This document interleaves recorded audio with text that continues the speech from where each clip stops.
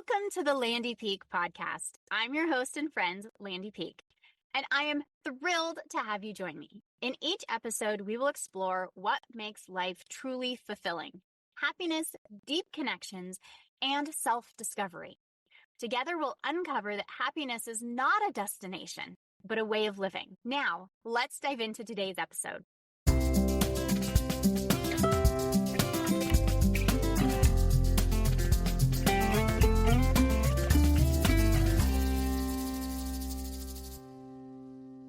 Welcome back to the Landy Peak podcast. This is Landy Peak, your friend and host. And you've probably been doing the work. You're asking better questions, and still something may feel off.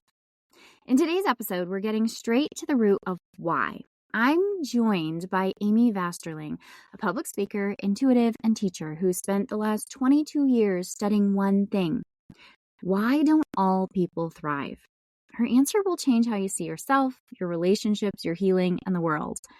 We talk about why enabling is just another form of control, what happens when fear keeps us from self-expression, and how to step out of a system that keeps you small and into one that's rooted in expansion and equality.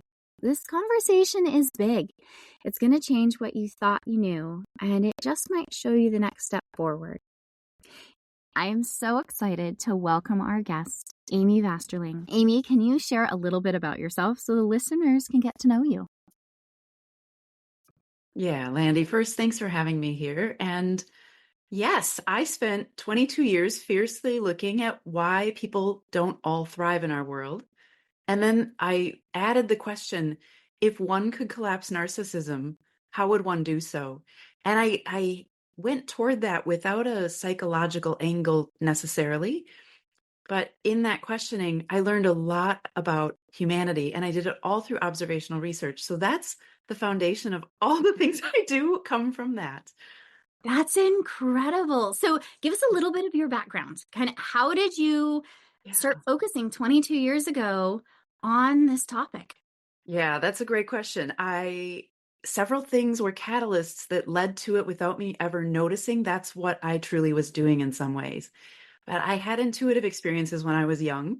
And then in my 20s, I started seeing things that would happen, or premonitions, see something that would happen, and then it would, happen later. So I'm having premonitions, seeing things, and then 2 weeks later, it would happen.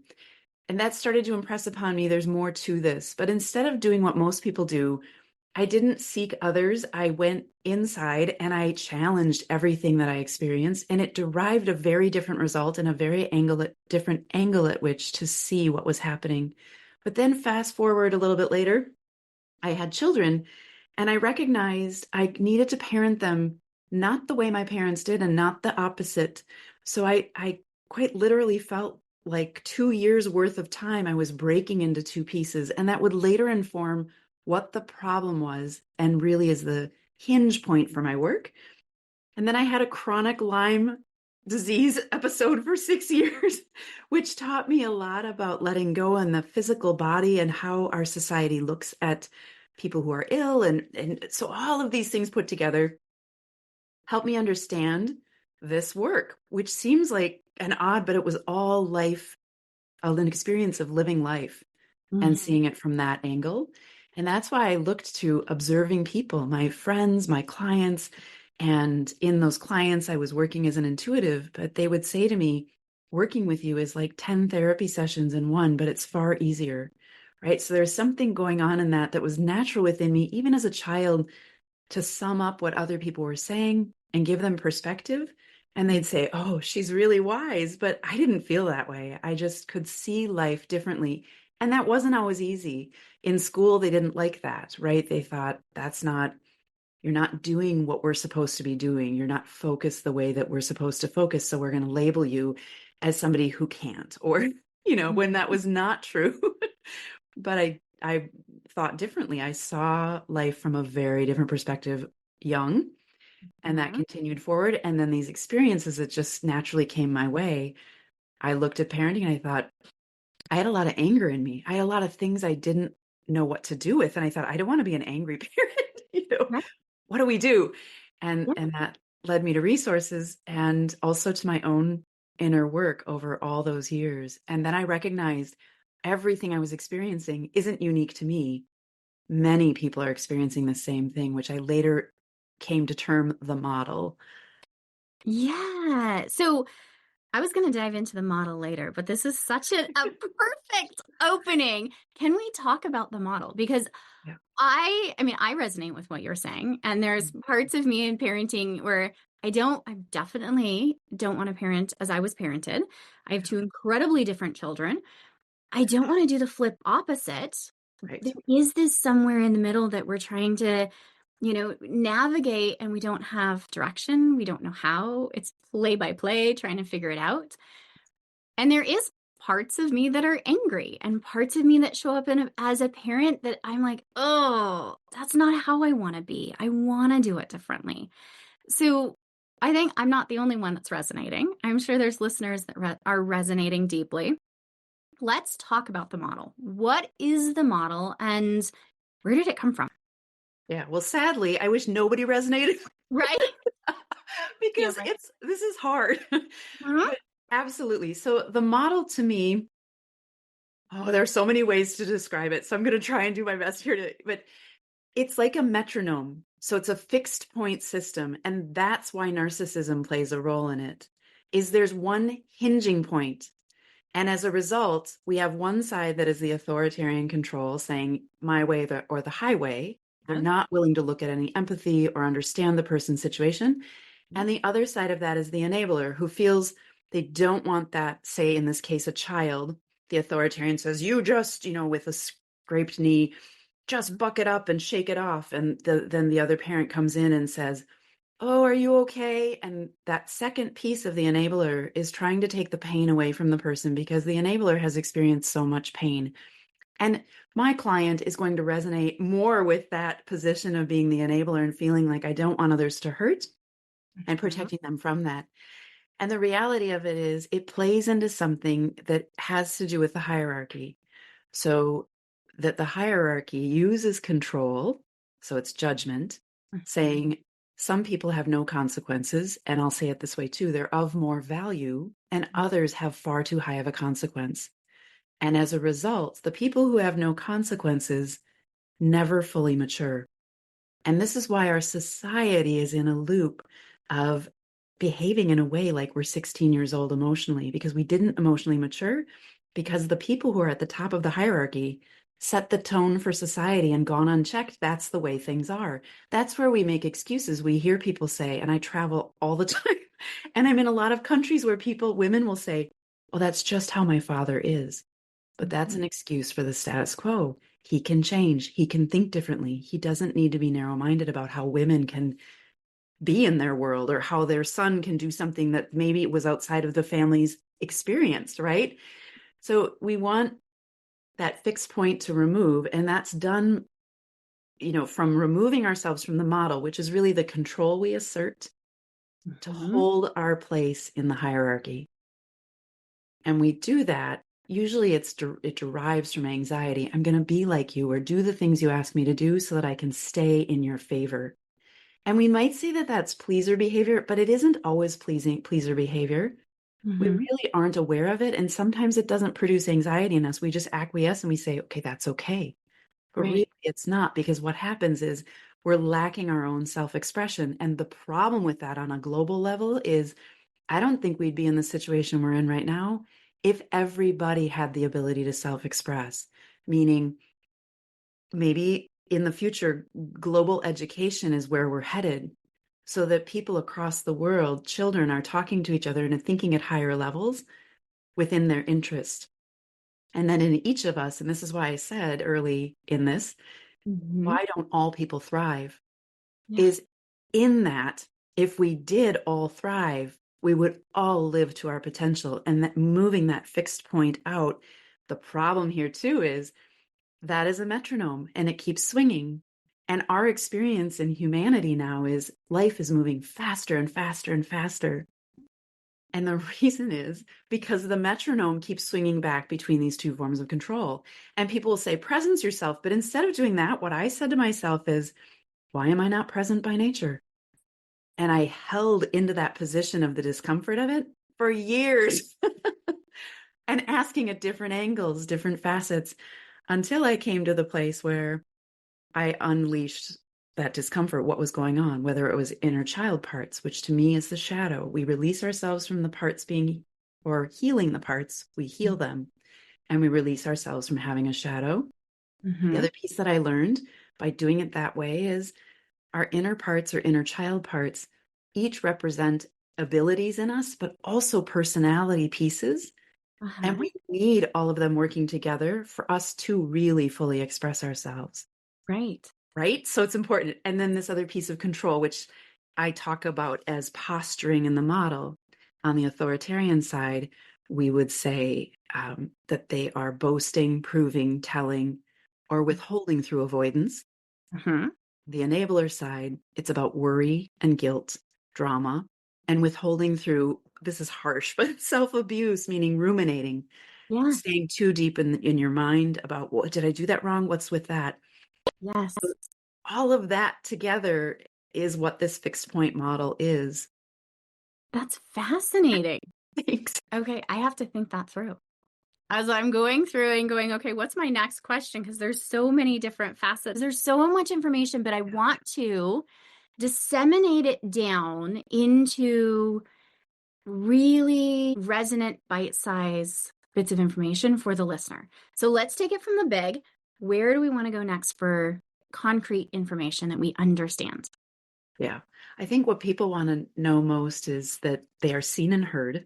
Yes. And in the writing that I do, that definitely is the case. It's a Yeah. handhold on saying, this is what you've been feeling, but you couldn't articulate for yourself. Yes. And the antidote is, yes, what everybody's saying, get with yourself. But to me, I think of the problem that we've been having is controlling ourselves. And as a result, if we go to yoga all the time and we're telling people, I go to yoga, we are boasting. We're in that model. And so Yeah. the reality is, if we're doing it for ourselves, Mhm. when we know, we're quiet because we know it's true. And whenever we're not knowing it is true, that's when we're posturing. That's when we're controlling. And so you see that all over the place. Oh, I meditate, and I'm not trying to beat up on those. I use those techniques. I use breath work sometimes, but I use it when I need it and only then. I've stayed away from any regular practice as a means to see, could I make it without that? Because my problem was, if we have to control ourselves or force ourselves to do something to get us to be present, we've missed the point entirely. Yes. No, my brain's going so much. I'm connecting dots of things that I have said and shared and felt. We have taken our healing to a doer level. And Right.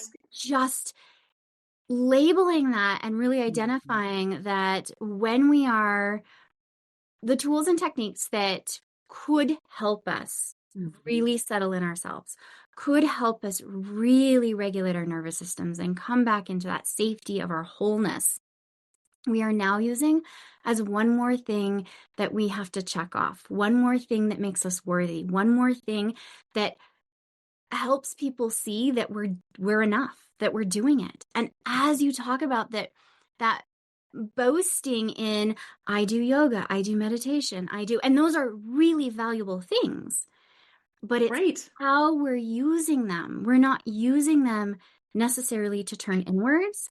We're using them as a check system of, I'm doing what I need to be doing. Right. And we're not addressing, why do I need to regulate my system? So here's what Yes. I'll say about that. And if I forget, Landy, remind me to talk about fear into vulnerability. Let me start there. So when I say have fear, and actually I'm in Ireland right now, and they say the fear is upon you, or the cold or the flu is on you. It doesn't mean it is you. It's just upon you right now. I just So got chills. That's such an right. incredible It's share. it's but it's right. It's like, that's true. It's a temporary experience. And they Yes. acknowledge that. So years ago, I was in a class and it made no sense, but I came up, something clicked with me, and it's, if we have fear, we won't self-express. So you can say the fear is the first piece. There's a middle piece, number two, and then number three is self-expression. And number two is vulnerability. So what's happened, and the reason we can't get out of this cortisol problem, is we tried using vulnerability and we Mhm. kept getting paved over Mhm. because this model system didn't want us to self-express. We don't need to know why, Mhm. but I mean, it's control, but we don't need to know more than that. Right. So then when we have fear, now the energy is on our side to be able to to be able to use vulnerability and self-express. And part of the process of my work falls into that all American children are misunderstood. They're raised in a parenting method where a good enough portion is misunderstood within us, that sets the tone for something that is what we call evil. I know that sounds crazy, but like malevolence is what I call it. Uh-huh. Meaning we go against ourselves. We aren't being in our passion, is how I'd say that. And Yeah. then there are two other tenets that fall out after that, which is displacement and misplacement. So what we do is we now are recapturing how to find where we are understood. And that's Yes. a great problem to have, because as we start to do that, it's taken me outside of my own country, and I will move to a different country because that's where my heart is at home and where I belong. And I knew that when I was 24, but Mhm. I wasn't ready to do it. Right. And it probably wouldn't have worked out and been time. So I'm telling you, we've not missed something. It's that we're right on time Mhm. to use vulnerability to move out of that fear, ask for the need that we have. And if it goes unmet with our partner or our boss or that really close friend of ours, Mhm. it's time to reevaluate, because possibly taking a break or stepping away and choosing something different Mhm. is the pathway for us to recatalyze who we are. You can't become who you are again in the same circumstances generally that created the problem in the first place. Yes. What got So, you can't get yes, that next step. And we can thank right, the places and the experiences we had to get us here, but it isn't going to get to the next step. We have to have those internal shifts to be different, to do right. different. And that might not always be the case, but I think right now, many of us came to dynamically change so that we can move into this self expression. And Yeah. there's fear. I have fear, and I'm pretty fearless. But I do too. So it's not unique to anybody to feel afraid to step into that, Right. especially if you've had abuse around it, Yes. right? So it's not that this is just get out there and do it. Think positively. Absolutely not. Sometimes I've actually embraced more when I feel a negative sense inside. I beat the drum of that until I express it through. I'm sad, I'm sad. I say the thing, and then it will move into something else. And it relieves me of that without really knowing the source of it. It could be inner child parts, could be who knows what, somatic probably. Yeah. But that's where we're headed, is this knowing is synonymous with a part of intuition, which is heart-based. Everybody's talking about 5D and so on. I say to them, stop doing that, because what if it's 29D and you're limiting yourself by not understanding there's more scope than we can understand? Right. Right? You don't know. Yeah. So we are getting in touch with that. We already know. And the difference is the future is I watched for all those years to come forward with the ability to see the pattern of where it's headed. And where we're headed is beyond what is spiritual to me, and is our innate humanness in an expansive form. So it's like this. This is going to be hard if we're listening on a podcast. So let's try for it. In physics, how we saw the solar system isn't how it actually is. It's not a central sun with these concentric circles and the planets on the outside. Right. In reality, the sun is moving through the atmosphere, but it's moving in a flower shape up and down around through the atmosphere in a circular formation. And actually, it makes a geometric pattern that looks like a flower in the end. But the planets are moving in a spiral with it as it's moving through the atmosphere at 70,000 kilometers per mile or per hour or something like that. Yeah. So that fulfills the theory of my work, which is we are not a fixed point, but the result of my work is natural equality, which I wrote a book. So 2 years into that process of the three, I saw the end results of my work as natural equality, and I was floored. I thought, if I wanted anything, that's what I wanted, because that means everybody thrives, right? Right. So Yes. then, um, with that, what it means is not what we think. It's not about being kind. It's not about understanding everybody or what we think of as diversity. It actually is, we'll orbit into people's experience that they are the son of that experience. We'll Mhm. meet them and maybe say, we're going to know each other for 2 weeks and then we won't know each other again. We get Right. what information we need and we orbit out. And Uh-huh. there's no emotion in it. It simply is attracting, and then the time is done and we're done. So there's no emotion. And that I believe in the future, we won't speak very much, which is kind of a weird thing to say, because it will be sensed. We will sense each other and know what it means without having to use a verbal format. Whether that's in our lives, I don't know. But I've said my work, I believe, will change completely how we think about psychology over probably 2 generations. Wow. That's Yeah. incredible. Thanks. Oh my gosh, I'd love to dive in more in kind of how you got there. But I want to swing back because I think people are really going to really resonate with that feeling fear, shifting into vulnerability, and then shifting into self-expression, and Mhm. how bringing it to tangible and what can we take away from, this hour that we spend together in really shifting, changing your life. Do you want to talk a little bit more about that fear to vulnerability to self expression? You've talked about enabling as well, and kind of tie that into what our listener can take away from today. Well, this is the tricky part, is you do it the way that you're built. I'm a bit fierce and push. Uh huh. So I went through this like a buck and bronco, right? And you will go through the way that you're built. But the main piece is, when it comes to the vulnerability, when people are not able to meet you, they, a narcissist would thwart, they'd push you away. And why are you asking that? Why do you don't need that help, right? Mm-hmm. Then we have the awareness to know that's not a situation that is moving us into expansion. It's Mm-hmm. telling us we need to stay in the fixed point. And Yes. you can make that choice, but my work would say we would do that for certainty and security, but is that even true anyway? We'd stay in that situation because we think it's certain and secure, but Mm-hmm. that's not true.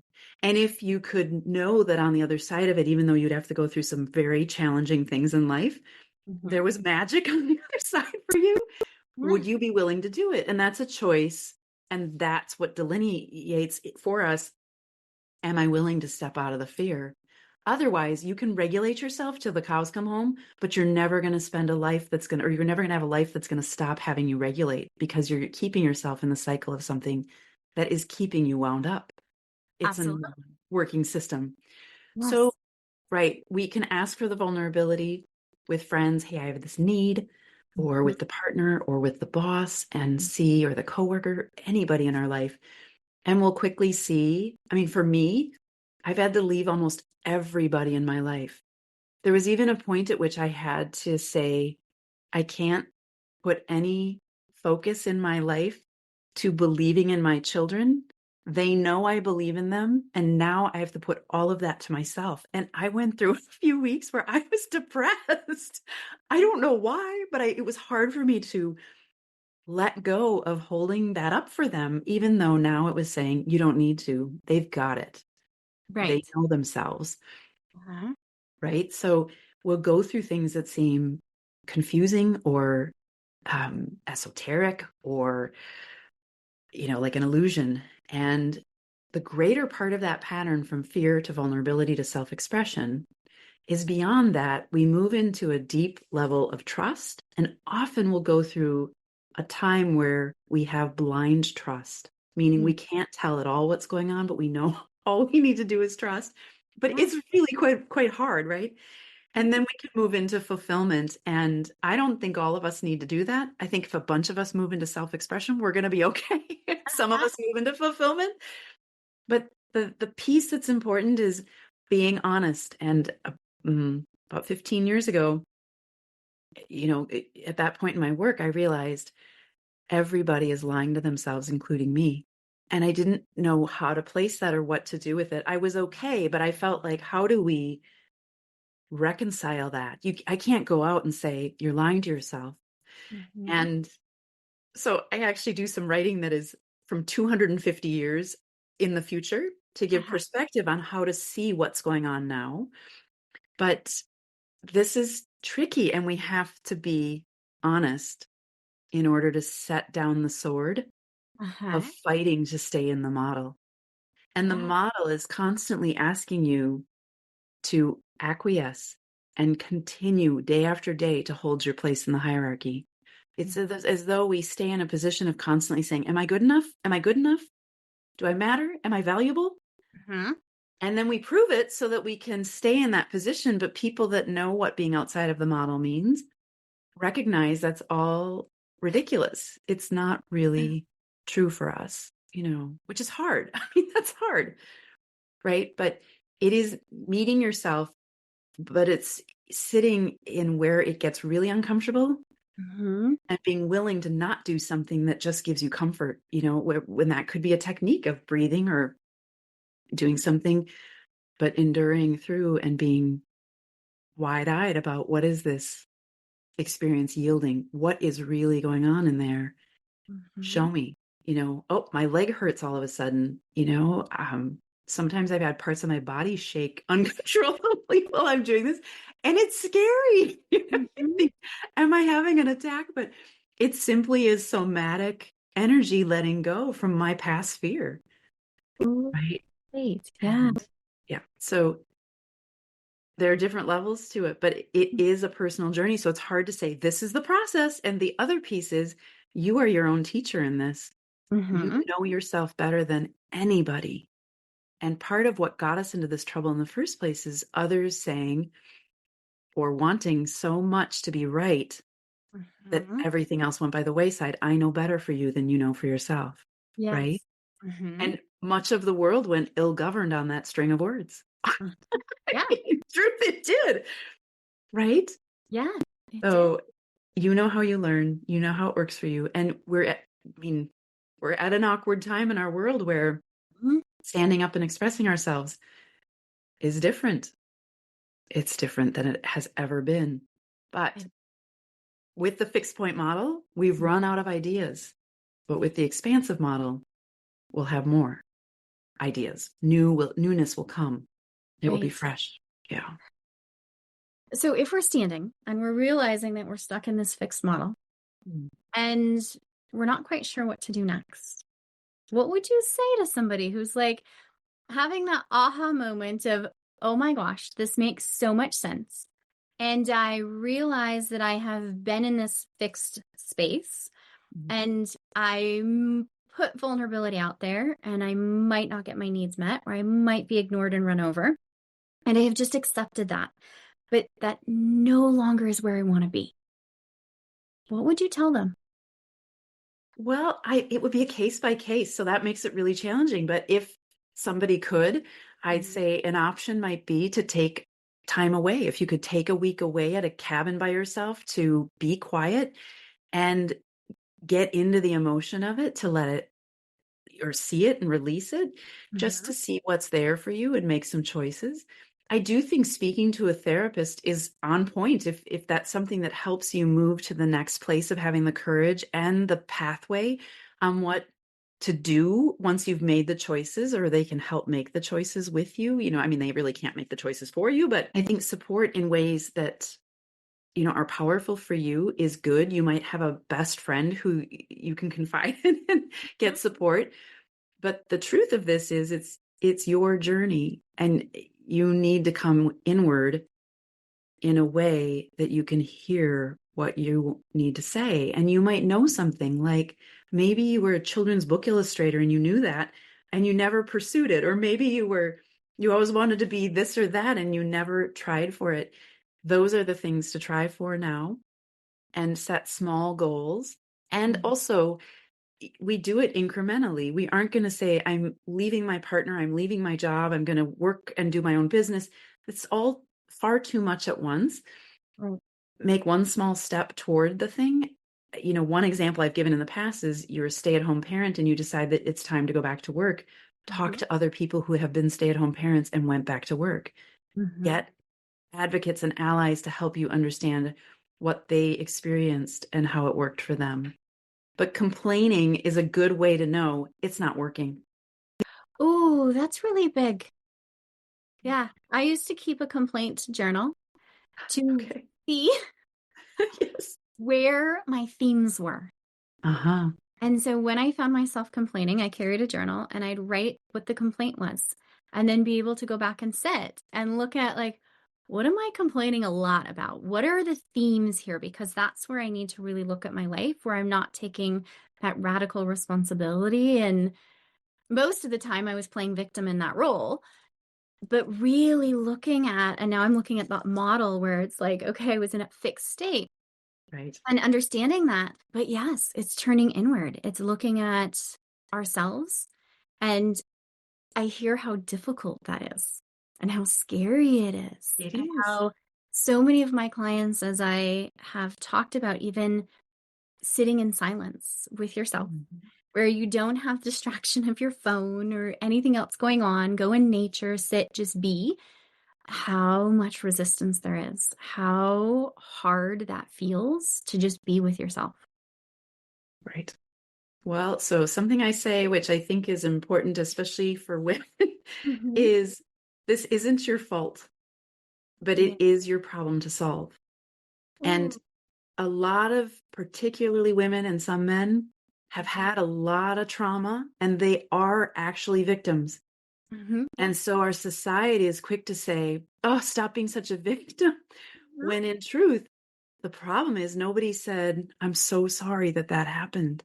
You were a victim of that. Yes. And so we're not very forgiving. And that's another part where the spiritual rubs me a little bit the wrong way, where it can say, you created your world. You, well, I didn't, I mean, I have had all types of abuse. And I think I, that's hard. And I think unfair to say I created all of that. I And agree.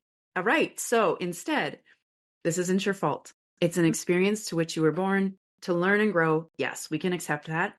You don't have Mhm. to like it though. But the reality is, it's not your fault that all that happened. And it is, however, our problem for each of us to solve. That is incredibly powerful because I think more humans need to hear it's not your fault. Right. You need that empathetic witness. Peter Levine, with somatic experiencing, states trauma occurs when there is a lack of an empathetic witness. Mhm. And it's really having that witness in that it is not your fault. Right. I like that it is your problem to solve, though. And Right. we can take off because I completely agree. We have so much out there and around of our thoughts created the things that happened to us. And how do you say that, a kiddo created the abuse that they experienced? And it doesn't sit right. And here comes your kind words. And it wasn't your fault. And Right. we now have a problem that you get to work with. So, yep. And I'll take it a step further. So our parents were Mm-hmm. putting their trauma onto us. They were dumping it because they couldn't deal with it. So it was a projection. Mm-hmm. But the difference is the reason we take it as our problem is when we change that and end that process for our family or our lineage, it's done. So Yes. when we go through it and heal it, our lineage isn't carrying it. And that to me is pretty important. Not pretty. It's It's really main, important. it's the Yes. main theme. Right. Uh-huh. And for many people who have children, it's easy to say, I'm going to do this for my kid because it takes the pressure off of, oh, I have to look at myself. Yes. Yeah. Mm-hmm. I think Yeah. there's a deep, Even, deep go ahead. something in there that it is easier to heal for someone else Yeah. than to really sit with us and heal for yourself. That's right. The last of my four things that I've done are to empower myself, I guess we'd say, is my partner and I, after 28 years of being together, we finished our relationship and we did it amicably. But when I asked one of my kids, why did we do that? The Mm-hmm. response was so that both of you could live in your highest level of expression because you couldn't anymore within that relationship. Mm-hmm. It's like, that's right on, right? Well, But that's powerful because I want to show my kids the most empowered version of this person that is their mother that I can. And that helps me achieve it. There's another goal there, right? Yeah, to help them not stand in their own way from playing at the highest level at which they can. great. Yeah. I want to touch back on intuition Mhm. because I think it is something that so many people don't necessarily trust their own intuition. And we get the hits, but I think we spent a lot of our life really tuning it down and ignoring it. Can you go into talking about intuition and how to really trust and follow our own intuition? Absolutely. I had a unique journey with mine, and I got to a point where things were coming true that I saw before they happened. And there Mm-hmm. were things of no consequence. And then I saw when I was 27 that I would die when I was 34. And I did not know what to do with that. Gosh. So instead of getting upset, I eventually just shook my fist at the sky and I said, if you want me to do this, then tell me the foundation of how it works and what it is and so on so that I understand it. And then maybe, I'm willing. But I think that we tend to think we have reverence for it and think we have to be particularly careful with it, that it's something spiritual and bigger than us, when actually it's synonymous with what and how and who we are. So I guess I'd rather impress upon people it's not that big a deal in the scope of it. Mm-hmm. And it's the easy simplicity. An example I often give is we're leaving the house and we're told to take an umbrella. In our intuition kind of pushes us, grab an umbrella. Uh-huh. And we do or we don't. But Right. then we get a call later in the afternoon and we're told, oh, could you go pick up my kids at the soccer field? I'm running late at work. And we go to the soccer field and the parents say the game is running late and it is frying hot on the field and you have the umbrella to shade you, even though you knew for an entire week there won't be any rain. Uh-huh. But whether we heed that or not, we understand what happened there. I needed the umbrella to shade me from the sun. So we learn from it either direction. If we heed it or if we don't, we'll see the outcome. But the problem, and this took me a lot of years to figure out, is we are really focused on science and proving things. But every time I've researched how accurate science is in the end, it's about 50 to 25%. That's not very high. Right. When I've looked at intuitives and asked them and myself, we would Mm-hmm. say we're about 80% accurate. But what's more important is this. I asked why. Well, let me back up. When people say everything's connected and you Mm-hmm. hear the tone of my voice, it drove me nuts, but I didn't know why. And I thought, that sounds stupid. That's how I felt. Okay. So for years, I looked at why does that make me so angry? And then it came. It's not the full scope. It's if everything is connected, therefore there is nothing which cannot be connected, which is a statement of logic, meaning what people are saying is irrational. Everything's connected, but that is how intuition works, is it starts with what is irrational. Bring an umbrella. I don't know why. Right. But the end of the logic statement is I'm on the field and it's boiling hot and now I have the umbrella to shade me. And Uh-huh. there's the logic. So unlike science, the proof isn't there in the beginning, or we don't prove it. The proof comes on the backside when it Mm-hmm. plays out. And I know for me, I mean, I've been an intuitive since I was a child, but some of those questions or things that have come, I still don't have the answers to, but I never forget the question. Meaning your memory for intuition will be long. And Uh-huh. if you want to learn from it, it's going to partner with you in that and help you remember the tenets of what you're trying to learn so that you see that pattern play out when it's ready. But it is confusing because it is nonlinear, non-time bound. Right. And that's what we're experiencing. So we feel odd about it. When we are more removed from the model and in this expansive state, it will Mm-hmm. be much easier for us, but that's not an excuse. That's more, don't worry about it if it's not coming full throttle for you. There's no magic to it. It's you relating to it. And one of the reasons I say to people, don't go to a class. The only thing a teacher can teach you about intuition is how to trust what you're doing. But you more so, I'd rather have you tough through it and see how it works for you, even though that might be frustrating, because then you're going to do it your way. And for me, I said to myself, I'm not going to protect myself. I don't believe in any of that. And I never have. And I've had the wildest experiences, but there was nothing I couldn't handle. And the Right. reason is I was always empowered in it. My power was there. Mhm. And so I wasn't afraid of nothing. And it was not afraid of me. I could say, go away. You're too much. I can't help you. I never said that. I'd say, I can't help you. So I hope Mhm. you find what you need. Right. And scary things would just go away. Right. I just use my innate how like connection. How would something I don't understand want me to meet it? And Mhm. not in resistance, of course.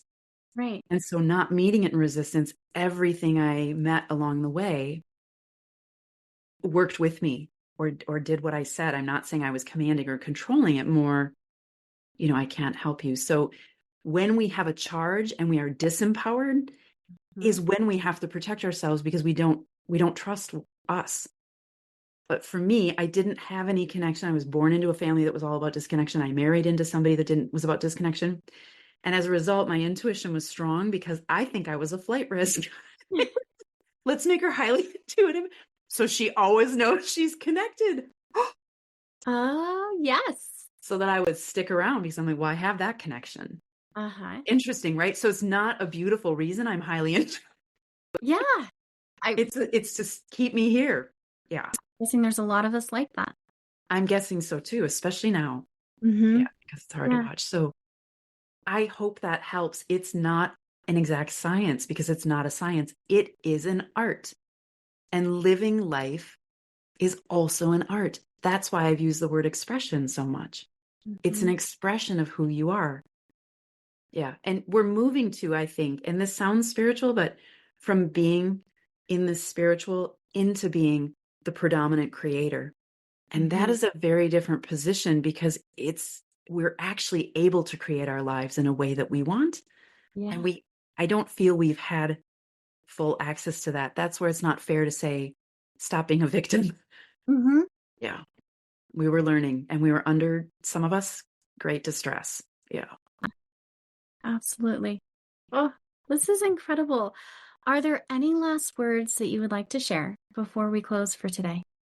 Just you can do this. it's Yes. it's it's a process of getting more and more in touch with you in a way that is unknown. It's unknown territory because we are quite literally moving into something we've never seen before, but there's nothing scary about it. It's more like what we are and how we're built than we've ever known before. Oh my gosh, Amy, thank you so much. Yeah, Landy, thank you. This has been great. I know that there are people so curious to connect with you and learn more. Can you share what the next steps are? Yeah, I just think coming to my website, it's Mhm. amyvasterling.com. And I have a book that's coming out in September of this year. So check that out too. It's called No, K-N-O-W, Where the Status Quo Ends and You Come to Life. Amy, thank you so much. This has Yeah, been an thank incredible you. conversation. Thank you for having me. I really appreciate it. It's been fun. That was a lot, but don't overthink it. Here's the truth. It's not your fault, but it is your responsibility. If you're stuck in patterns that aren't working anymore, this episode could be your wake up call. It's time to stop outsourcing your worth. It's time to stop using healing as another way to perform. And it's time to start trusting yourself again. And if this hit home, send it to a friend, share it in your stories, start a conversation. Because the more we talk about what is coming up in our own lives, the more we all rise. And because I think it is so important for you to hear, I believe in you. I believe that you can solve problems and do big things and change your life in the way that you want. You are smart and creative and talented and amazing. And you are doing incredible things in this world just by being you, by showing up, by caring, by doing good things that are helping you create the life that you want. And I want to thank you so much. I am so grateful for you and that you are here in my life. And I love you and I like you. And I wish you all the happiness that today can bring. Hey, before you go, just a little bit of legal. This podcast is designed for educational purposes only. It is not to replace any expert advice from your doctors, therapists, coaches, or any other professional that you would work with. It's just a chat with a friend, me, where we get curious about ideas, thoughts, and things that are going on in our lives. And as we're talking about friends, if you know someone who would benefit from the conversation today, please share. Because I think the more that we open up these conversations, the more benefit we all get. So until next time, give yourself a big hug from me and stay curious, because that's the fun in this world.